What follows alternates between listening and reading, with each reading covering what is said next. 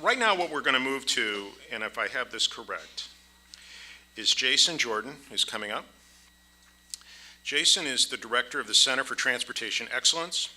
He oversees programming relating to transportation ballot initiatives, finance, policy, communications, and research. He's also a partner in the DC Public Affairs and Government Consulting firm of Advocacy Associates, LLC. He directs the firm's activities with regard to lobbying and strategic support to groups including the American Planning Association and Smart Growth America. He has worked with U.S. Senator Max Cleland, if I'm saying that correctly, and in policy and management positions for organizations such as the Council for Urban Economic Development and the American Chamber of Commerce executives. So let's welcome, please, Jason.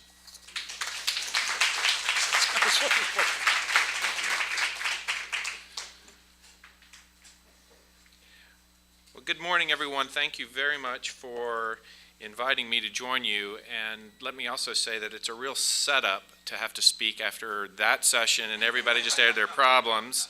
But I do bring good news, so maybe that is a good way to start the day.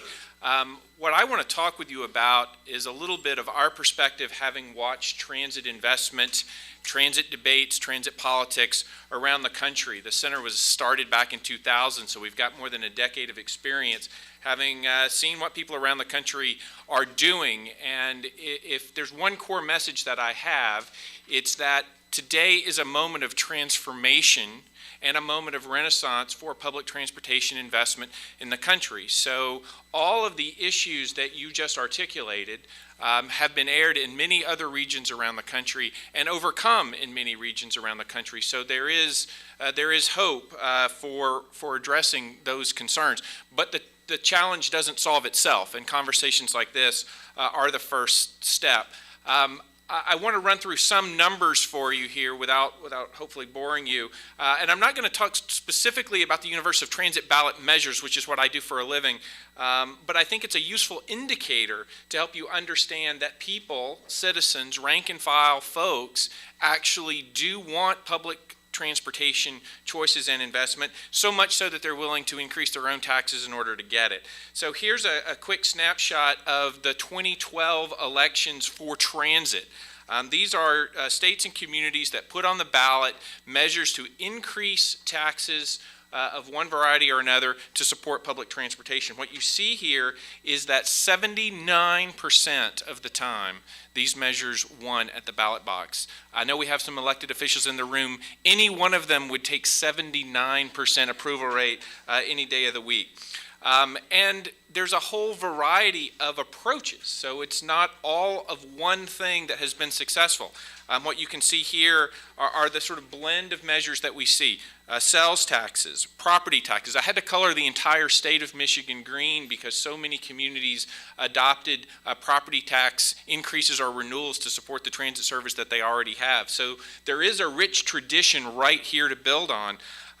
We saw a number of advisory measures. We saw the first ever local gas tax measure go before voters, bond measures, charter amendments. So a whole range of tools at the disposal of elected officials and citizens that are being embraced by voters to promote public transportation investment. The phenomenon is not new. We have seen a steady drumbeat of measures put before voters. And let me just say, these are measures specifically on transit. So this isn't the whole universe even of just transportation. What I would point out is that 2012 represents a new high watermark for work in this area with more than 62 measures going before voters. We're now up over 450 measures, well on our way to 500 measures by the time this year is over. So there is a phenomenon happening here that I think a lot of people are only beginning to pay attention to. This gives you a sense sort of the breakdown of the different approaches that regions have taken. Sales taxes have been the most popular, followed fairly closely by the property taxes, but we are seeing more innovation, the use of various vehicle fees, other sorts of innovative finance approaches taken directly to voters with successful results.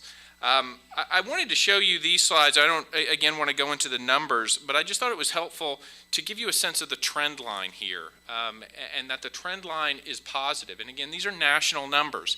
And if you remember back to that first map that I showed you of where these things are being voted on, this is not a California, New York, Washington phenomenon. This is a phenomenon that is common to every region of the country across political dynamics. We've broken down the vote rate looking at party affiliation, at size of community, at different kinds of regions.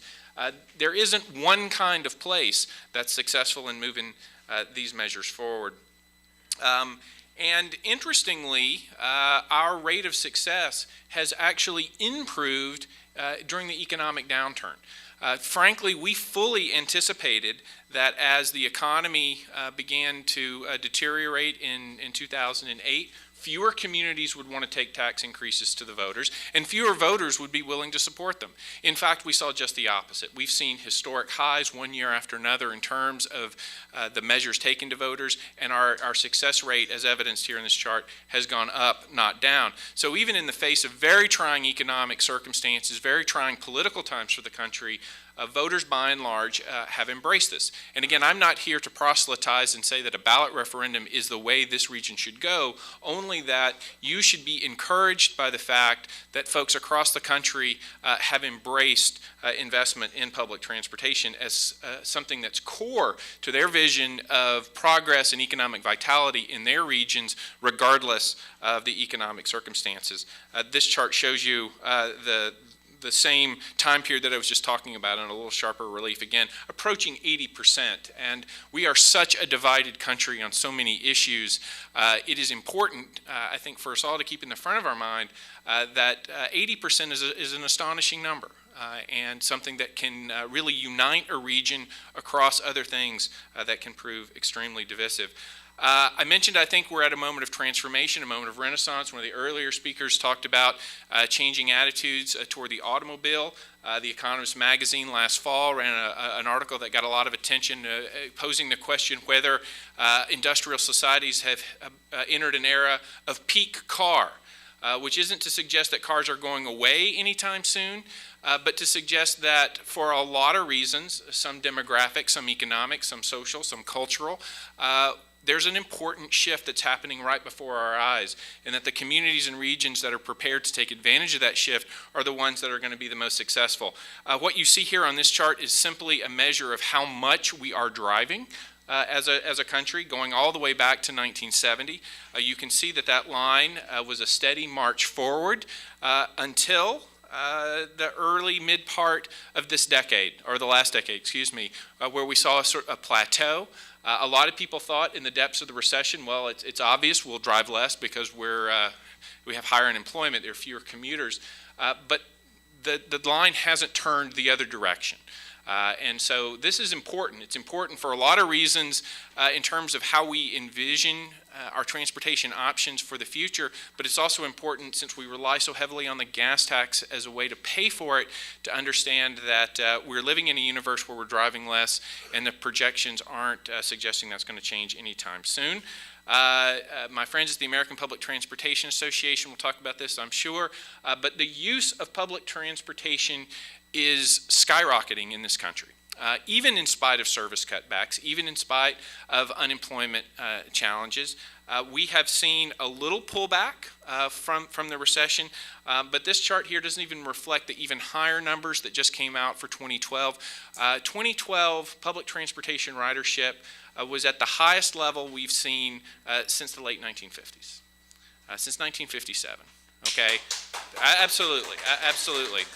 And that's partially the result of a lot of systems expanding and investing, but it's also part of this larger cultural change that's going on that I think you need to take advantage of here. This is a map put together by an organization called Reconnecting America, some of our friends who promote transit investment, just to give you a sense of the sheer volume of projects that are on drawing boards around the country. So each one of those little squares represents multiple projects in most instances in regions that are at some stage of development. That doesn't mean they're under construction. They may just be in the planning phases But nevertheless, you can see that this is a broad phenomenon, great geographic scope, lots of different innovative approaches to transportation and public transit going on across the country. The question is, how can we pay for it? How can we organize ourselves? How can we galvanize public support to move these projects from the planning process actually to implementation? And that's part of what I was asked to talk a little bit about this morning, which is, given the tremendous vitality around public transportation investment, it's still not an easy thing to do. It takes a long time typically for projects to move from rooms like this and conversation and enthusiasm to riders boarding trains and buses. There are a number of obstacles. I'll touch on just a handful of these fairly briefly. Obviously, money is a huge issue. These are expensive, capital-intensive projects. It's hard to raise that kind of money. It's even harder when we live in an era of austere fiscal policy at the federal level, at the states. It is interesting to note that most of the investment that my organization tracks, it's local and regional dollars going into these systems at a time when states and the federal government are at best keeping funding level. So local communities understand the value and the benefits, and they're choosing to move forward, but it needs to be a partnership. So funding remains a challenge. Certainly governance, both in terms of people's feeling about the quality of regional or local or state governance to make these projects happen. There's a confidence issue, instilling in potential taxpayers who are going to fund this system one way or another, the confidence that the system is going to meet their needs, meet their desires, and reach the objectives that its supporters claim. There are critics. My organization was actually started in part as a response to a cadre of mostly libertarian critics of public transportation who are going around the country and saying this won't work, it's nothing but empty buses, who are attacking in a very systematic way the desire of communities to move forward with public transportation. Those critics will come. Make no mistake. As happy as we are in the room talking about a vision to move forward, when the day comes to put a project forward, those critics will be there. And so it is an obstacle to progress that we have to be mindful of. Coalitions are great, coalitions are hard.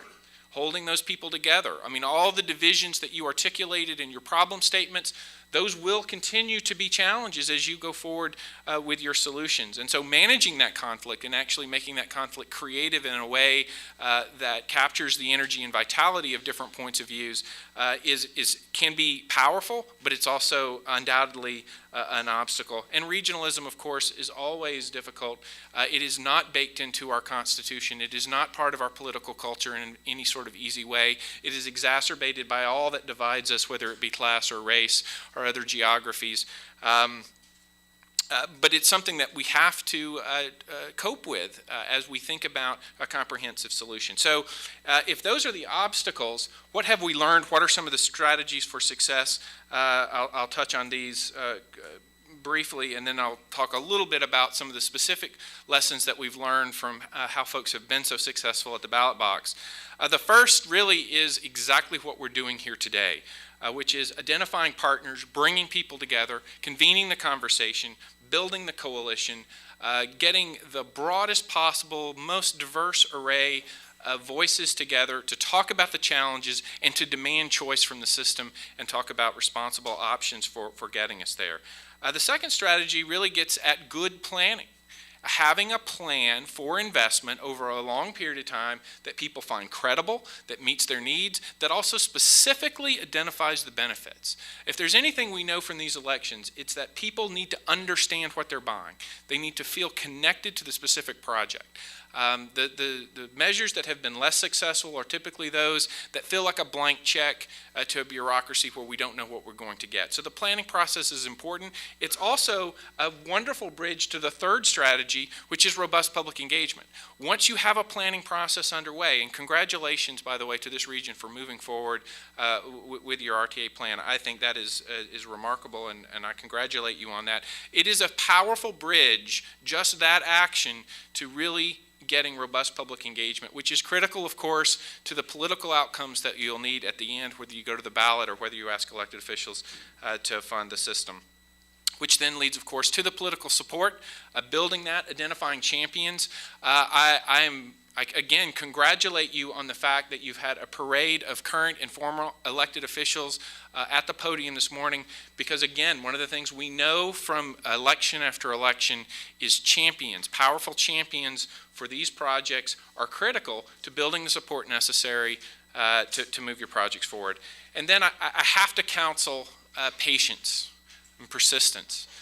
These are typically long-term initiatives. You know, we're at CFTE, we get to come in on election day and celebrate your success, you know, the 10-year overnight success you had to get your project built.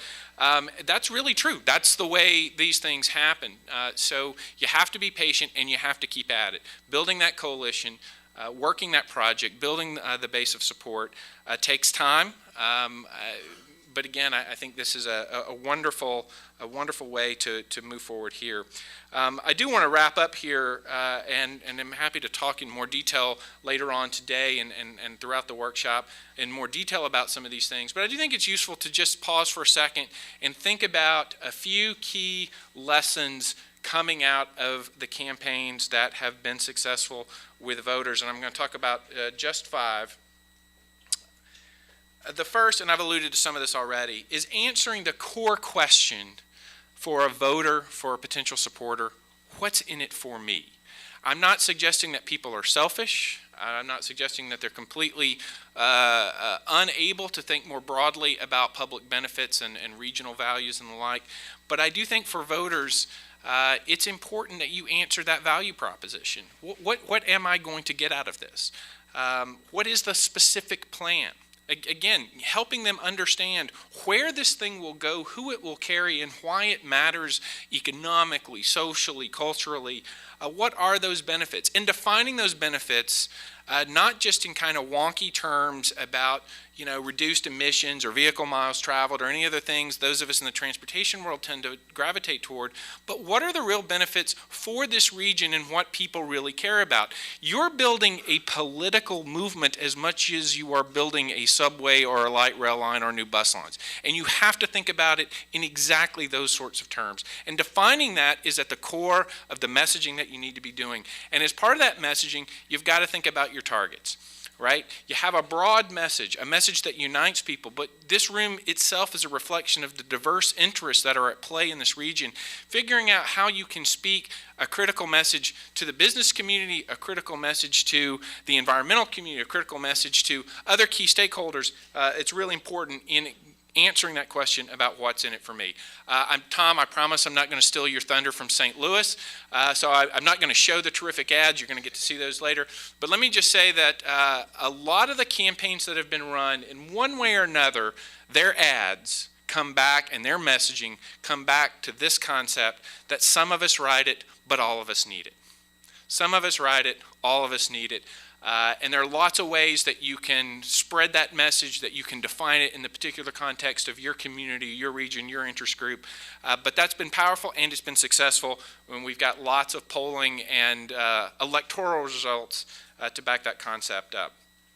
Number 3, and I've mentioned both of these, but I think they're worth underscoring because of their power and importance.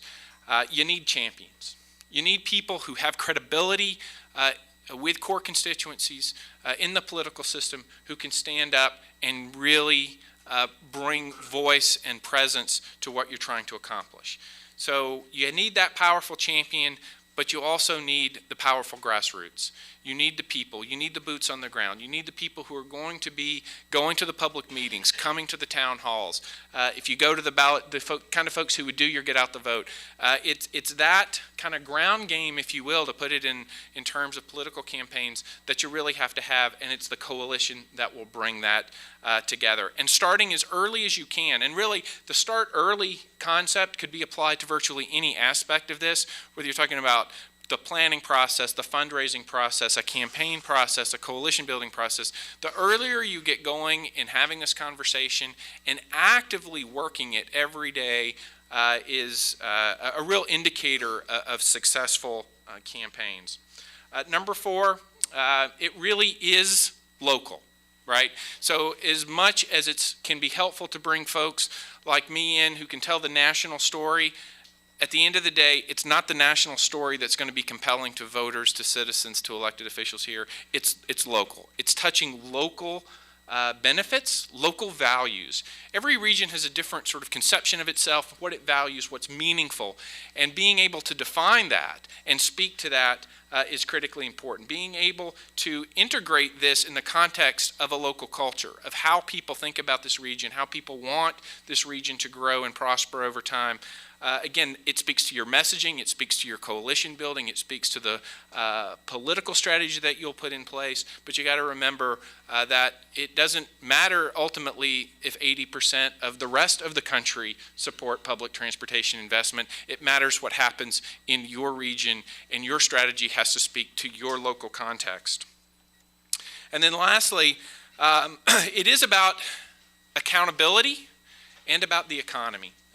There are plenty of signs that the economy is improving, but it remains the single most compelling source of interest, concern, anxiety for most people.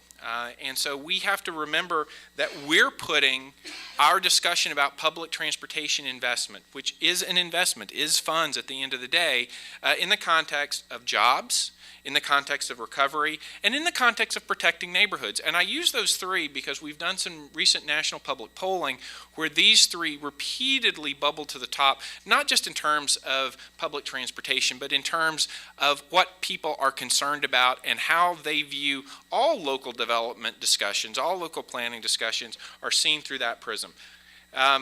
The other two aspects of this are equally important in terms of building into your structure accountability and transparency so that voters and supporters know and understand and believe that what you've promised at the front end will come out the back end, and that they will be able to guarantee that that's the case because the process isn't transparent. They understand. Again, this idea of a blank check is not the successful way to go. The idea of demonstrating to people that stakeholders will continue to be heard, not just during your campaign to secure the investment, but as the investment takes place. That the investments will continue to serve the needs of the diverse communities across the region. And in order to do that, you have to instill confidence in the structures that will gather the resources, that will build the system, that will maintain the service. You have to give people a sense that there's accountability and transparency fully integrated into the project.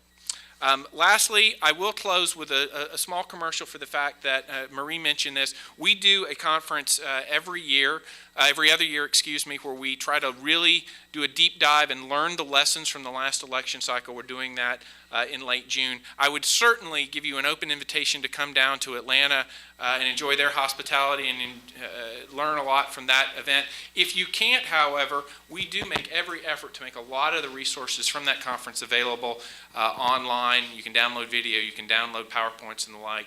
So I hope you'll come back and visit us at cft.org to take advantage of some of the resources we have. Again, thank you so much for allowing me to join you, and good luck with your important endeavor here in Detroit. Thank you. And Jason, just stay for a sec. We have some Q&A. This is a moving mic, so I will. Yes. We have just a minute for some Q&A, so we can go at it. Okay. I'll start off with one question. I volunteer at the Engineering Society of Detroit, and one of the things our 65,000 engineers care about is jobs. I have an iPhone that says it's designed in California. What do you think about the idea that the transit system here would be designed and made in Michigan? Well, there's no question that the jobs angle is critical. There's no question that the ability to compellingly and credibly make the argument that the investment that will be made in this system is an investment not just in the single individuals who may choose to use that system. That is, it will have a broader economic impact. And I think you have to define that specifically and broadly. Yes, I'm not an expert on the manufacturing side. My friend Art Gazzetti may be able to speak more to those sorts of issues when he joins you later this afternoon. But I would definitely agree that it's vital that this be seen by folks as an economic driver for everybody here in the region. If people understand that core principle, then it becomes less about whether it's a train or a bus or where the train or bus goes, because people understand if we're going to win in Detroit, right? If we're going to be the competitive center of innovation that we have historically been, this is an investment we have to make. And so therefore, I'm with you, even if I never intend to ride it. Thank you. This was very helpful. I was just wondering, Jason, if you have any information regarding the impact on campaigns, the public's perception of existing transit services, both on the transit side and non-transit. I'll give two examples. The availability or quantity of service, but also a non-transit issue that I think is prevalent in this area, safety. Yeah, great question. Yes, we do. When we talk to communities at the early stages and they're thinking about going to the ballot, one of the first questions I ask them is, how do people perceive the governance structures, whether that's the transit agency or the local government or whoever's in charge? It's critical, right? Because if people are going to support it, they have to believe in the quality and the value that they're getting from those organizations. Now, that said, there are plenty of cases where there have been challenges, reputation challenges, financial challenges, whatever they may be, that have been overcome, have been addressed. In some cases, the community puts in place a proactive strategy where they bolster the reputation of those institutions before they would go to the voters. In other cases, they choose to highlight the movement forward is sort of a fresh start and build a coalition, so that in part the effort is designed to change some of those historic patterns at the same time that they're making the new investment. I think that different strategies can work, but absolutely you're spot on to be mindful of those issues as you start this effort.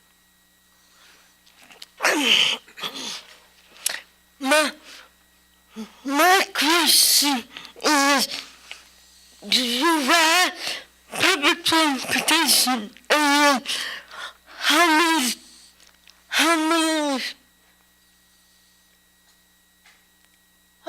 riders ride public transportation in Atlanta? There are seniors and people with disabilities. I'm sorry, in Atlanta. I have to say, I don't have that statistic off the top of my head. We could certainly try to dig into that for you. What I can speak to is that obviously people who are physically challenged, folks with disabilities, are typically a cornerstone constituency in the campaigns that are put together. And I know that you'll hear in St. Louis and some of the other stories of specific campaigns that are on tap in the program about the important role of having those voices directly engaged. I will also say that we are seeing a huge growth in smaller regions and cities across the country who are investing in transit, largely to address core mobility needs of affected citizens. As we age as a society, which the demographers tell us is happening, I think that's going to only increase in terms of one of the arguments that we make for why investment in transit is so important for so many places. Thank you. Appreciate it. Thank you.